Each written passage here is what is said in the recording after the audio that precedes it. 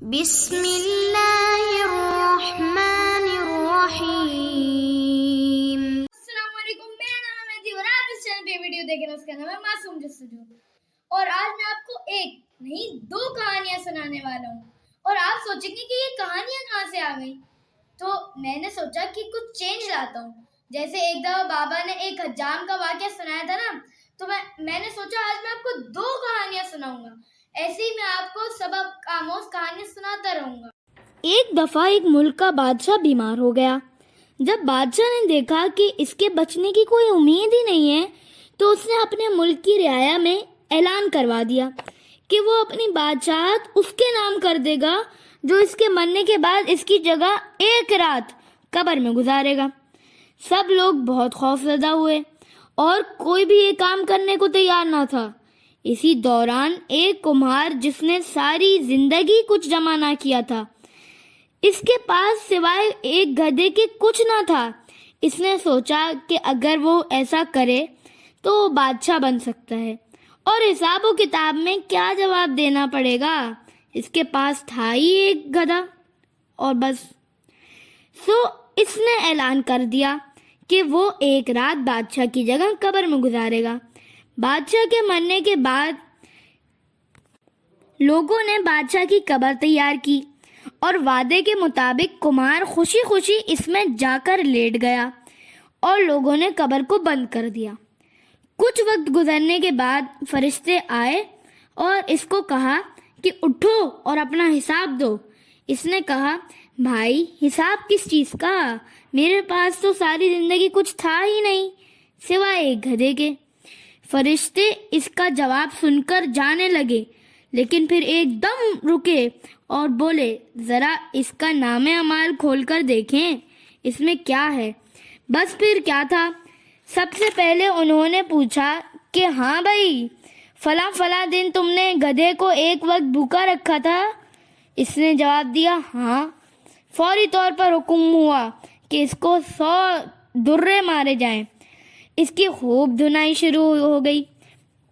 اس کے بعد پھر فرشتوں نے سوال کیا، اچھا یہ بتاؤ فلاں فلاں دن تم نے زیادہ وزن لاد کر اس کو مارا تھا؟ اس نے کہا کہ ہاں۔ پھر حکم ہوا کہ اس کو 200 کوڑے مارے جائیں۔ پھر مار پڑنا شروع ہو گئی۔ غرض صبح تک اس کو مار پڑتی رہی۔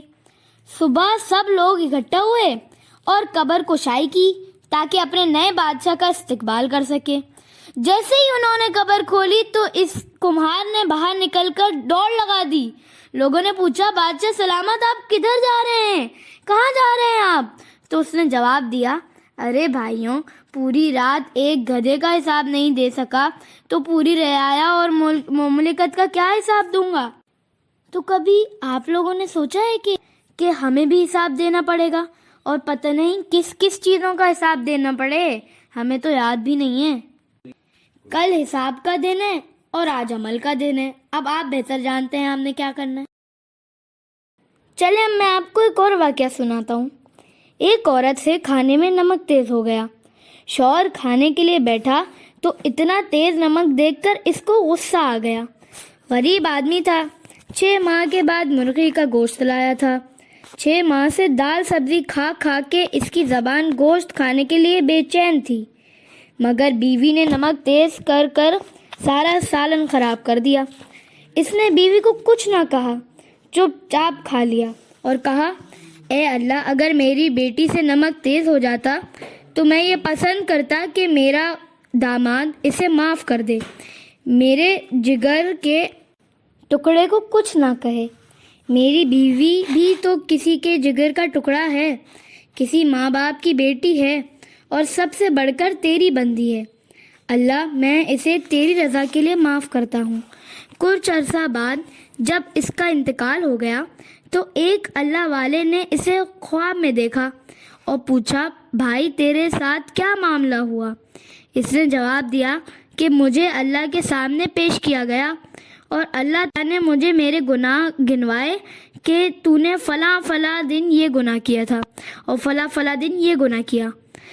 میں نے سمجھ لیا کہ میں اب ان گناہوں کی وجہ سے جہنم میں جاؤں گا، لیکن اللہ نے آخر میں فرمایا، جاؤ، میں نے تمہیں اس وجہ سے معاف کیا کہ تم نے اپنی بیوی کو اس دن میری بندی سمجھ کر معاف کیا تھا جس دن اس سے نمک تیز اٹھا۔